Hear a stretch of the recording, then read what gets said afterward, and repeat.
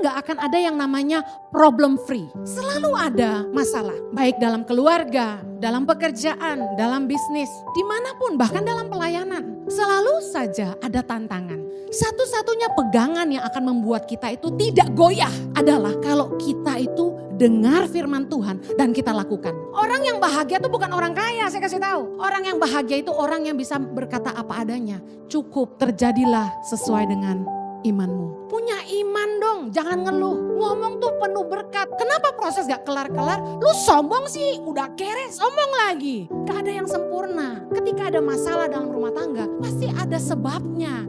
Dan gak mungkin sumbernya cuma satu, pasti dua. Udah cerai nikah lagi. Saya bertanya, ada jaminan gak kebahagiaan di pernikahan kedua? Belum tentu.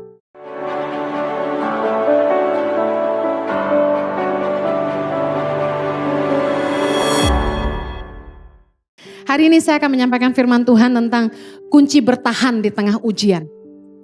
Saya percaya bahwa kita gak bisa berkata bahwa ikut Tuhan selalu mudah.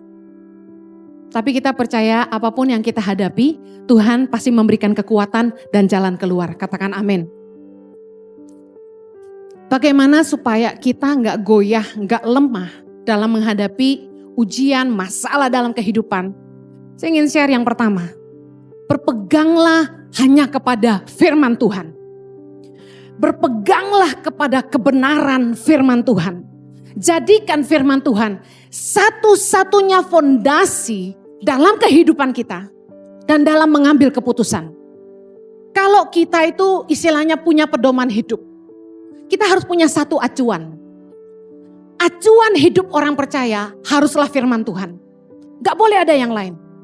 Dengar baik, Yesus ngajarin kita dalam Matius 7 tentang dua macam dasar. Saya ingin baca ayat 24 sampai 25 saja. Saudara tahu yang seterusnya.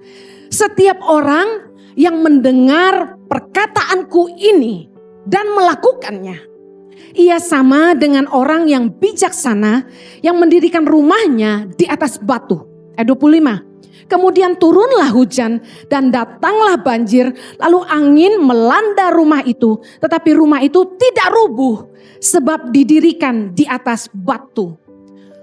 Yesus kasih ayat firman Tuhan ini untuk kita ngerti bahwa dalam kehidupan akan datang hujan, datanglah banjir, datanglah angin. Yang artinya hidup kita gak akan ada yang namanya problem free. Selalu ada masalah. Baik dalam keluarga, dalam pekerjaan, dalam bisnis. Dimanapun, bahkan dalam pelayanan. Selalu saja ada tantangan. Tetapi dengar, Yesus bilang gini, setiap orang yang mendengarkan perkataanku dan melakukannya. Saya bingung kalau orang tuh harus gali-gali arti. Sebenarnya Yesus tuh kalau ngomong straight to the point, mudah dimengerti. Artinya gini, waktu kita ngalamin masalah dalam kehidupan kita, satu-satunya pegangan yang akan membuat kita itu tidak goyah adalah kalau kita itu dengar firman Tuhan dan kita lakukan.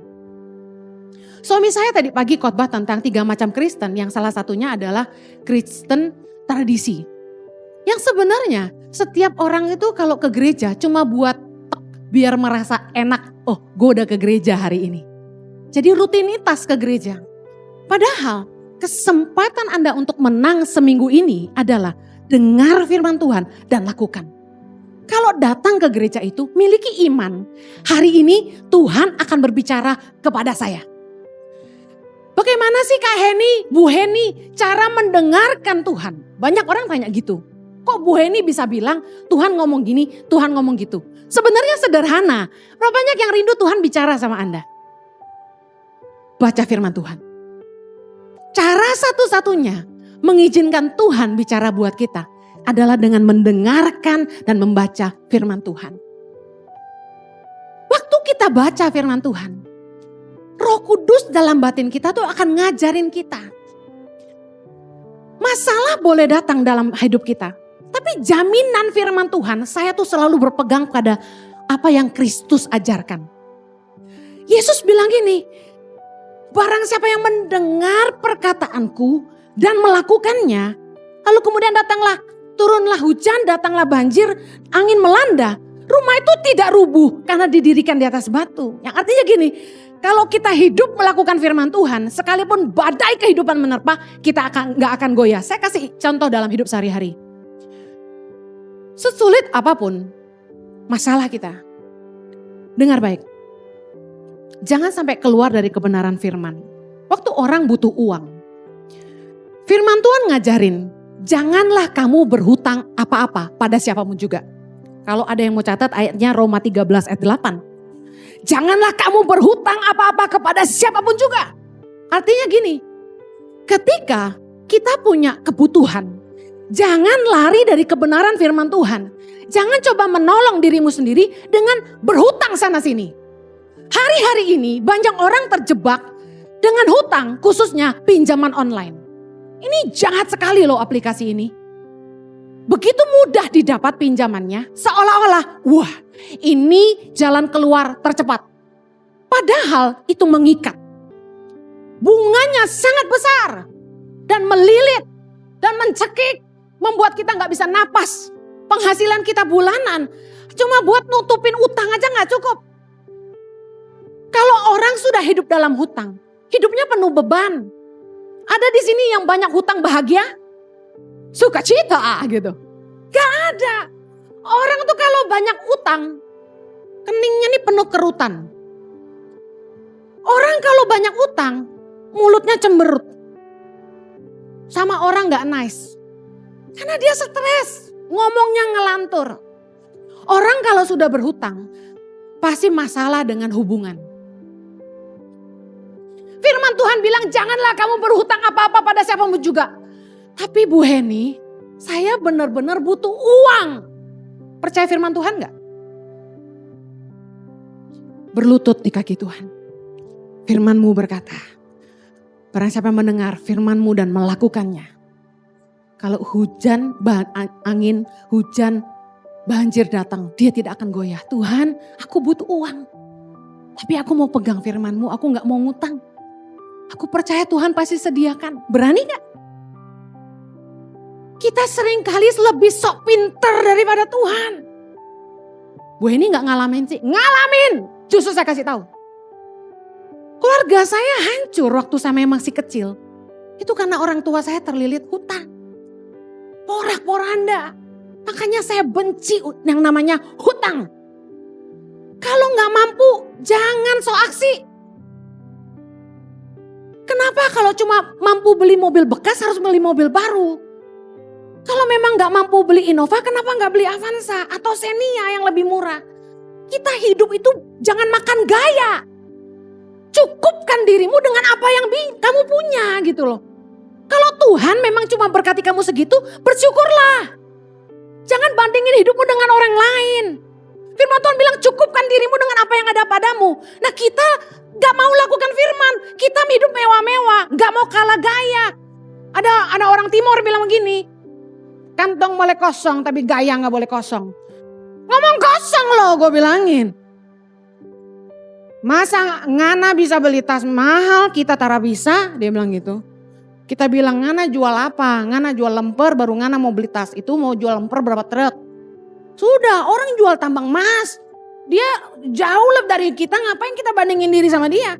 Orang yang bahagia itu bukan orang kaya, saya kasih tahu. Orang yang bahagia itu orang yang bisa berkata apa adanya. Cukup. Cukup. Ibu-ibu yang punya suami gak kaya. Saya tanya, kalau Anda kawin sama yang lebih kaya, Anda jamin Anda lebih bahagia? Katakan sama-sama, belum tentu. Teman saya banyak yang nikah sama cowok yang lebih kaya daripada suami saya. Kami bukan orang kaya tapi kami bahagia. Karena kita cukupin apa adanya. Bayangin ya, saya kasih contoh.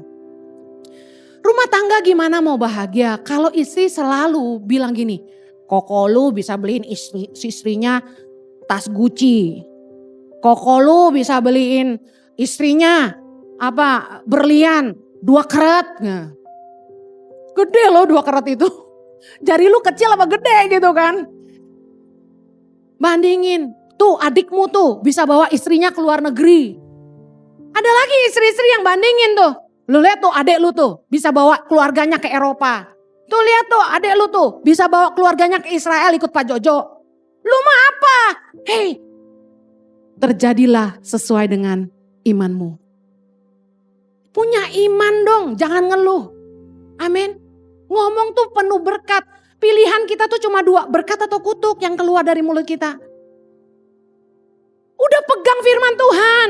Saya berkati suami saya terus.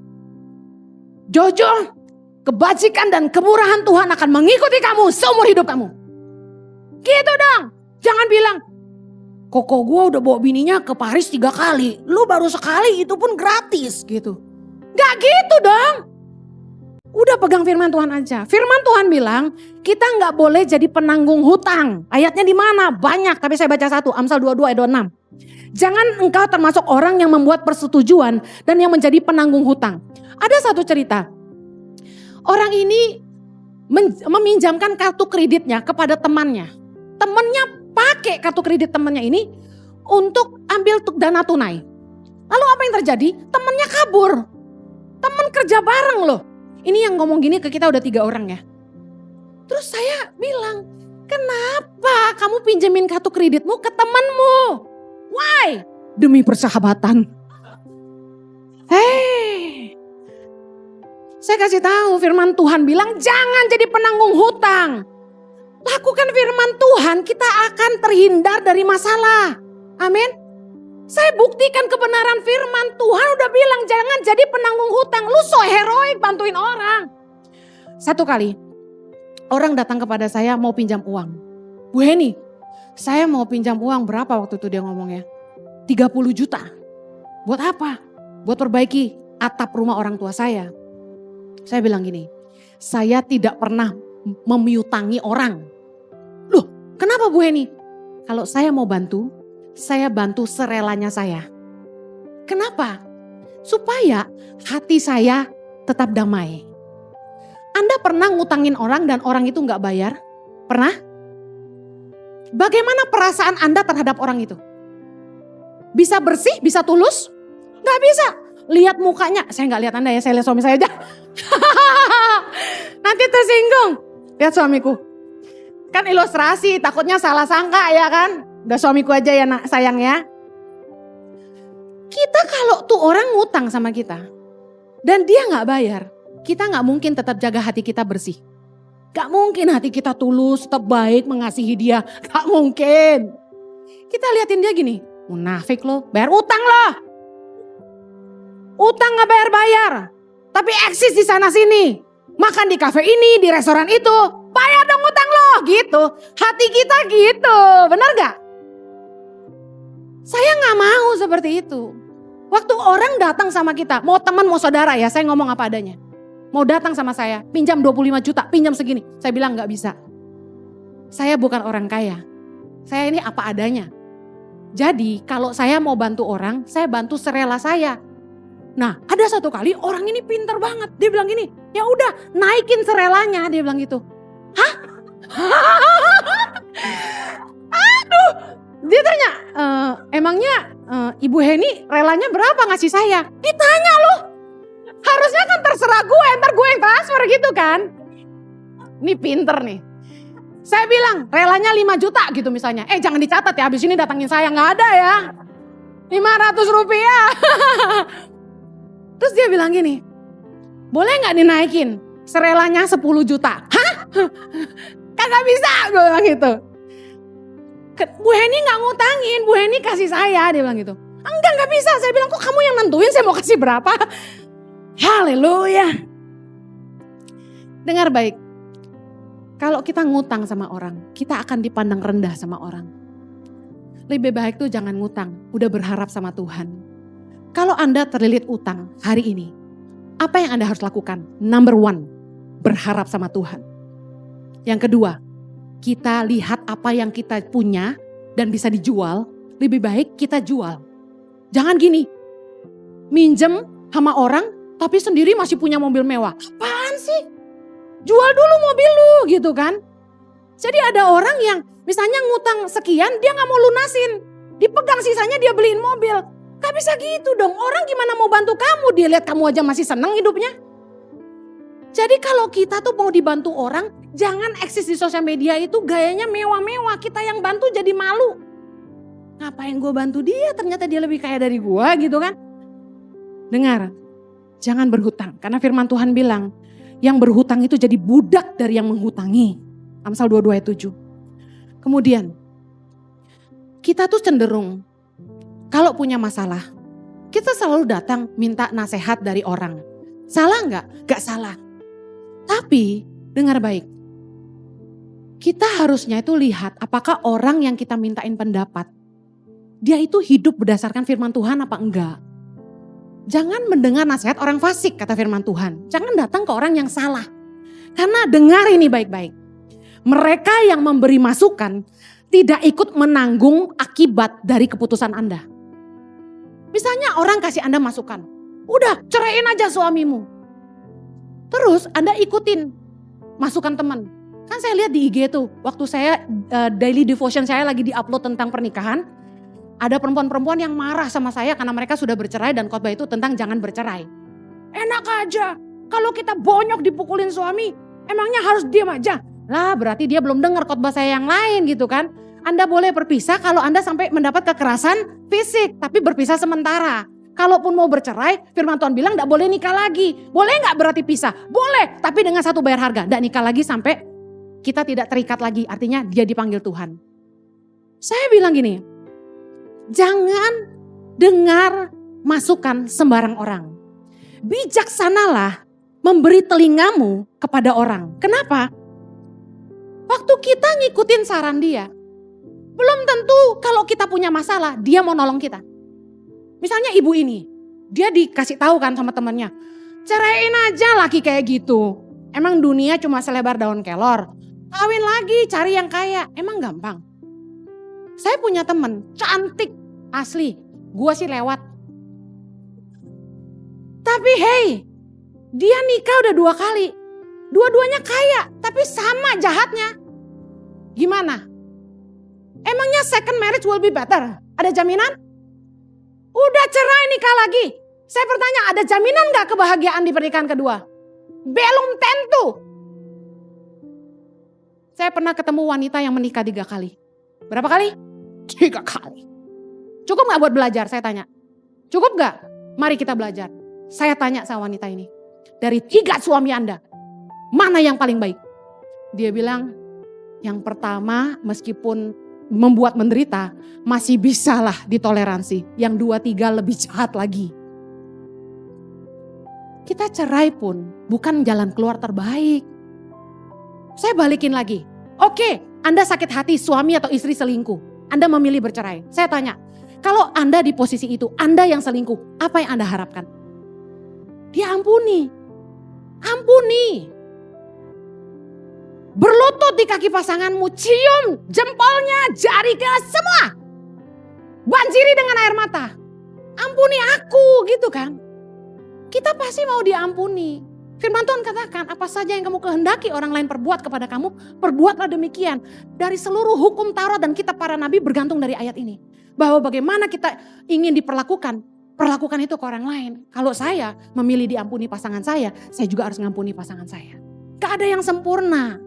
Ketika ada masalah dalam rumah tangga, pasti ada sebabnya. Dan gak mungkin sumbernya cuma 1, pasti 2. It takes two to tango. Kalau kita mau Tuhan terlibat dalam hidup kita, dengar baik. Pastikan kita hidup dalam kebenaran. Jangan sampai kita keluar dari jalan kebenaran. Karena dosa justru memisahkan kita dari Allah. Misalnya kita nih lagi dalam kesusahan, pergumulan yang luar biasa. Badai kehidupan yang tidak tertahankan. Saya mau kasih tahu, Anda butuh pertolongan Tuhan enggak? Butuh. Butuh campur tangan Tuhan enggak? Butuh. Butuh mujizat Tuhan enggak? Butuh. Jangan malah berbuat dosa, jangan sampai keluar dari kebenaran kalau Anda ingin Tuhan campur tangan. Yesaya 59 ayat yang pertama, kita baca sama-sama. Sesungguhnya tangan Tuhan tidak kurang panjang untuk menyelamatkan dan pendengarannya tidak kurang tajam untuk mendengar. Tetapi yang merupakan pemisah antara kamu dan Allahmu ialah segala kejahatanmu. Dan yang membuat dia menyembunyikan diri terhadap kamu sehingga ia tidak mendengar ialah segala dosamu. Sebab tanganmu cemar oleh darah dan jarimu oleh kejahatan. Mulutmu mengucapkan dusta, lidahmu menyebut-nyebut kekurangan. Dosa memisahkan kita dari Allah. Kalau kita ingin tetap dekat dengan kasih karunia, jagalah kebenaran firman Allah. Bu, benar-benar butuh uang, udah gak ada lagi yang bisa dijual, gimana? Kerja double shift, kerja double job. Dengar baik, cium kaki orang yang engkau hutangi kalau perlu. Dan minta kesempatan perpanjangan waktu. Minta keringanan, datang ke bank. Saya gak punya uang, saya gak bisa bayar. Kalau bank mau tetap saya lunasi, kasih saya perpanjangan waktu. Contoh, harus due bayar akhir bulan ini. Gak punya uang gimana? Mau penjarakan saya, tambah hutangnya gak dibayar. Gitu aja datang ke bank. Kalau mau saya bayar, kasih saya perpanjangan waktu. Berapa lama? Mereka akan tantang. Hitung baik-baik. Butuh 5 tahun. Bunga akan tetap berjalan. Karena secara hukum OJK itu gak bisa dihilangkan. Tapi paling gak kita beroleh keringanan cicilan bulanan. Nah, dari pihak kita, pegang omongan, jadi orang yang bisa dipercaya. Bayar cicilannya, kemudian kerja keras. Kalau perlu, kerja pagi siang malam. Untuk melunasi hutangmu. Jangan sampai matamu tertidur, sampai hutangmu lunas. Istirahat dong Bu Heni, boleh dong. Tapi kurangi main-mainmu, kerja keraslah. Amen. Saya percaya berkat Tuhan pasti mengikuti kamu. Mujizat Tuhan pasti tersedia bagi kamu. Katakan amin. Haleluya. Kalau kita sampai berbuat dosa, saya mau kasih tahu, Tuhan malah tidak akan bela kita. Karena kita tidak mungkin memperalat Tuhan dalam tanda kutip untuk terlibat dalam kejahatan kita. Misalnya ada satu direktur, dia ngelamar kerja di sebuah perusahaan besar. Dia tulis di CV-nya, di resumenya, bahwa dia tuh ex-direktur di perusahaan sebelumnya. Padahal di perusahaan itu dulunya dia cuma manajer. Bayangin berani ya, bikin CV palsu. Kemudian dia kerja sama perusahaan ini, baru 1 bulan dipecat. Diusir keluar dari fasilitas rumah, gaji 100 juta, diusir. Kenapa? Nipu. Dia gak becus. Mari jangan sampai kita berdusta, jangan sampai kita nipu. Kerja keraslah. Orang yang bisa dipercaya dekat dengan berkat Allah. Amin. Yang kedua, bagaimana kita kuat menghadapi ujian? Mendekatlah kepada Tuhan. Ada orang yang justru di masa susah, saking kecewanya, itu bilang sama saya gini, percuma saya doa, Tuhan gak jawab-jawab. Ibu jangan suruh saya baca firman, saya udah tahu semua isi Alkitab, dia bilang gitu. Saya doa Tuhan gak jawab, udah capek saya, dia bilang. Bertahun-tahun saya berdoa, gak ada jalan keluar. Akhirnya dia menjauh dari Tuhan, dia jadi pahit sama Tuhan. Nah, saya kasih tahu, kalau masalah tuh berkepanjangan, jangan marah sama Tuhan. Tapi coba duduk tenang dan pikirkan, salahnya di mana? Pasti ada sebabnya. Contoh, Tuhan izinkan proses dalam hidup kita. Pastor Jojo tadi bicara dengan luar biasa. Yang pertama supaya kita bertobat. Kita udah tobat belum? Kenapa masalah kita gak kelar-kelar? Karena kita gak tobat-tobat. Kalau masalah ingin cepat selesai, kita harus cepat bertobat. Yang kedua, untuk membentuk kita. Nah, apa sih pembentukan Tuhan? Contoh, kita sombong. Kita kalau ngomong tinggi, selalu mandang rendah orang lain. Nah, kenapa proses gak kelar-kelar? Lu sombong sih, udah kere sombong lagi. Ada loh tipe-tipe orang yang dia butuh bantuan kita, tapi kalau dikasih tahu sok pintar. Nah, ini orang sombong. Mau dibantu tapi susah dikasih tahu. Ada kan tipe-tipe begitu? Ada orang yang datang sama kami mau pinjam uang. Saya tanya, untuk apa? Dia bilang gini, ya urusan pribadi saya dong, ya cari sendirilah. Lu mau dibantu susah dikasih tahu. Jangan bantu orang yang begitu, buang waktu. Problem kita gak akan selesai kalau kita gak mau berubah. Karena proses datang untuk membuat kita bertobat, yang kedua untuk membentuk karakter kita. Yang ketiga apa sayang? Lupa aku tadi. Untuk membuat kita seperti Kristus ya. Lebih kreatif. Masalah itu bukan pertanda orang itu jauh dari Allah ya. Mari kita lihat ayatnya. Yohanes 15. Yohanes 15, pokok anggur yang benar, ayat yang pertama dan kedua. Kita baca sama-sama. Akulah pokok anggur yang benar dan Bapakulah pengusahanya. Setiap ranting padaku yang tidak berbuah dipotongnya dan setiap ranting yang berbuah dibersihkannya supaya ia lebih banyak berbuah. Lihat baik, mereka yang tinggal di dalam Kristus, tidak berbuah itu dipotong. Berarti hidup kita kalau tidak berguna, Tuhan akan izinkan hidup kita diproses supaya hidup kita jadi berguna. Bisa paham ya? Kita yang malas, biasanya pertolongan-pertolongan dari orang sekitar kita itu dipangkas sama Tuhan. Orang yang kita andalkan tuh mengecewakan kita. Supaya apa? Supaya kita berbuah. Apalagi orang tinggal dalam Tuhan, artinya dia dekat dengan Tuhan. Sudah berbuah pun masih dibersihkan. Kenapa? Supaya kita gak tinggi hati. Supaya kita tetap mengandalkan Tuhan. Supaya kita berbuah lebih lagi. Waktu Tuhan pakai saya, Tuhan proses saya. Waktu ada peninggian dari Tuhan, ada perendahan dari orang lain yang Tuhan izinkan terjadi dalam hidup saya. Supaya saya ingat bukan saya tapi Tuhan. Waktu Marlon nyanyi lagu itu, saya tuh nangis terus karena lagu ini tuh selalu bagi saya, ini hati saya buat Tuhan. Bahwa satu-satunya yang saya andalkan tuh cuma Tuhan, gak ada yang lain. Saya gak punya apa-apa dan saya gak punya orang lain selain Tuhan.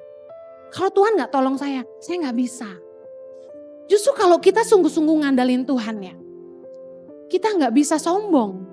Justru kalau orang tuh sampai sombong, berarti dia gak ngandalin Tuhan, dia ngandalin dirinya sendiri. Kita berani bilang bahwa kita mampu tanpa Tuhan? Gak bisa. Jangan menghakimi orang-orang yang sedang ditimpa masalah. Wah lo, problem datang terus tuh. Gak punya hubungan pribadi sama Tuhan ya. Nah lo ditimpa masalah tuh. Kenapa tuh gak punya keturunan? Nah gak diberkati sih. Kenapa perusahaannya susah? Gak bayar perpuluhan ya. Dengar baik, jangan suka ngehakimin orang. Semua orang punya masalah, semua orang ngalamin proses. Tuhan itu mengizinkan masalah datang supaya hidup kita dibersihkan. Supaya kita berbuah lebih banyak. Katakan amin. Amin. Kunci kita kuat dalam ujian adalah tetap tinggal di dalam Tuhan. Yohanes 15 ayat 4 berkata, tinggallah di dalam aku dan aku di dalam kamu. Sama seperti ranting tidak dapat berbuah dari dirinya sendiri. Kalau ia tidak tinggal pada pokok anggur, demikian juga kamu tidak berbuah jikalau kamu tidak tinggal di dalam aku. Ayat kelima, akulah pokok anggur dan kamulah ranting-rantingnya. Barang siapa tinggal di dalam aku dan aku di dalam dia, ia berbuah banyak sebab di luar aku kamu tidak dapat berbuat apa-apa. Justru kalau lagi dilanda masalah, jangan meninggalkan Allah. Justru kita butuh Tuhan. Kenapa begitu? Karena Tuhan itu sumber hikmat dalam hidup kita. Tuhan itu yang memberikan kecakapan dalam hati kita. Saya percaya setiap kita diberi kemampuan oleh Tuhan untuk menyelesaikan masalah. Katakan amin. Saya percaya kalau kita mau ditolong Tuhan, jangan justru menghindar dari Tuhan. Tetap pegang Tuhan erat-erat. Apa yang terjadi ketika di tengah masalah kita tetap berpegang pada Tuhan? Saya katakan, di masa sulit pun kamu akan terus berbuah. Bayangin, di masa sulit ketika kami berdua kesulitan, pandemi datang melanda, banyak partner tangan pengharapan yang meninggalkan tangan pengharapan karena mereka sendiri kesusahan. Kami gak marah sama mereka, tapi kami malah berdoa buat mereka. Tapi apa yang terjadi? Di masa pandemi, Tuhan memakai kami untuk menolong lebih banyak orang, menolong lebih banyak anak-anak lewat program peduli sesama. Bahkan sekarang kami memberikan beasiswa untuk anak-anak pedalaman yang cerdas, berintegritas, benar-benar takut akan Tuhan dan karakternya baik untuk menjadi guru-guru bagi Indonesia. Doakan kami, karena saya merenung terus. Kami selama ini rekrut orang-orang dari seluruh Indonesia, dilatih di Jakarta, lalu diutus ke pedalaman dengan kontrak guru pedalaman cuma 1 tahun. Investasi yang kami berikan terlalu besar hanya untuk kontrak 1 tahun sebenarnya. Jadi saya bilang, apa ya yang lebih sustain ke depan? Anak-anak ini yang harus dijadikan guru. Supaya ketika kita sekolahkan mereka kembali ke daerah mereka dan mencerdaskan anak-anak mereka. Saya mulai melangkah dengan iman justru di masa sulit. Dan saya lihat penyertaan Tuhan yang luar biasa. Saya ingin katakan kita buka gereja onsite ini bukan karena kita pengen keruk uang lebih banyak. Gak ada istilah seperti itu. Justru kami sediakan ibadah onsite ini karena kami tahu jemaat butuh. Ada jemaat yang gak seneng ibadah online. Sudah gak fokus gitu loh, liatin TV terus, bener gak? Lebih enak gini gak? Sebenarnya kalau coba tanya sama saya, Pastor Henny lebih suka online aja atau onsite? Lebih enak online, kenapa? Tapping, tayang, hari Minggu bisa bangun siang. Bisa makan sama anak, bisa kumpul keluarga, pagi-pagi gak usah keramas. Tapi saya tahu ini kebutuhan. Nah, saya ingin kasih tahu gini, saya sangat bersyukur Anda enggak takut COVID terus tetap datang ke gereja. Puji Tuhan. Justru kalau suami saya ini luar biasa. Saya tuh waktu COVID tuh takut keluar. Gak mau keluar. Dia bilang gini, kamu kalau takut enggak punya iman, kamu enggak akan bikin apa-apa. Kalau kita selalu takut, kita akan bikin apa-apa. Mari terus mendekat sama Tuhan. Anda datang ke gereja, saya mau kasih tahu kedatanganmu tidak akan sia-sia. Anda nyembah, jiwamu disegarkan. Saya ngerti rasanya. Matius 11 ayat yang ke-6. Dan berbahagialah orang yang tidak menjadi kecewa dan menolak aku. Yesus bilang gitu. Yesus tahu waktu kita ngadapin masalah. Kadang-kadang tuh saking tertekan dan tersesaknya. Kita kadang-kadang udah kehilangan iman. Ini sebenarnya gue bakal punya anak gak sih gitu kan. Sebenarnya Tuhan bakal berkati gak sih? Gue rindu punya ini, gue rindu bisa begitu. Sebenarnya mungkin gak sih? Kadang-kadang kita tuh udah gak bisa lihat lagi mimpi kita tuh akan terjadi. Tapi dengar baik, jangan jadi kecewa dan menolak Tuhan. Amin. Engkau akan berbahagia kata Yesus. Kalau engkau tidak jadi kecewa dan menolak Dia. Percayalah Tuhan itu setia. Saya percaya Tuhan pasti sediakan jalan keluar. Saya ingin akhiri karena waktu yang terbatas. Di tengah masa sulit, tenang dan berdoa. Di tengah-tengah badai, tenangkan jiwa kita. Firman Tuhan berkata, kuasailah dirimu dan jadilah tenang supaya kamu dapat berdoa. Artinya gini, waktu keadaan kita sedang panik, masalah banyak. Kalau kita tidak tenang, jiwa kita gak tenang, kita gak bisa doa. Kita pasti sibuk cari jalan keluar. Waduh, telepon siapa ya? Siapa ya yang bisa bantu saya ya? Saya kasih tahu, jangan ngandelin orang kuat. Firman Tuhan berkata dalam Mazmur 146 ayat yang ketiga, janganlah percaya kepada para bangsawan, kepada anak manusia yang tidak dapat memberikan keselamatan. Saya ini udah belajar, ngandalin orang-orang hebat yang berjanji tapi tidak pernah ditepati. Saya sama suami itu udah bolak-balik ketemu konglomerat di Indonesia, bukan gak pernah. Mereka janji, saya akan bantu kamu. Kamu kurang berapa setiap bulan? 1,5 M telepon saya pasti bantu kamu. Kami tidak pernah telepon siapapun. Suami saya dikasih nomor telepon orang-orang yang terkenal di Indonesia. Disuruh bilang gini, Pak Jojo butuh apa-apa telepon saya. Kami tidak pernah telepon. Kenapa? Karena satu-satunya yang kami andalkan cuma Tuhan. Amin. Dengar baik. Jangan ngandalin teman, jangan ngandalin orang kuat. Teman itu justru kita temukan yang terbaik tuh di masa sulit. Siapakah mereka? Bukan orang-orang yang kita cari, tapi orang-orang yang tetap tinggal bersama kita ketika kita kesulitan. Mereka yang peduli sama kita. Salah satu tanda dari Tuhan untuk saya berhenti khotbah keliling adalah di masa pandemi. Tidak ada, bisa dibilang hampir tidak ada, hanya satu orang yang biasanya saya layani gereja-gerejanya. Itu telepon saya dan tanya, apakah kamu baik-baik? Bayangin, 15 tahun khotbah keliling gereja-gereja, kecil dan besar. Gembala-gembala itu harusnya jadi sahabat buat saya, karena saya khotbah setahun bisa 2-3 kali di gereja yang sama. Tapi waktu pandemi datang, mereka batalin pelayanan saya tanpa kasih kabar sama sekali dan tidak pernah tanya bagaimana hidup saya. Mereka tahu saya hidup dengan iman. Saya sangat hargai cuma satu teman yang telepon saya. Apakah kamu baik-baik saja? Meskipun dia tidak bantu apa-apa, tapi saya hargai dia cuma sekedar telepon aja. Justru saat Anda sedang menghadapi masa sulit, izinkan Tuhan membuktikan siapa teman-teman terbaik. Amen.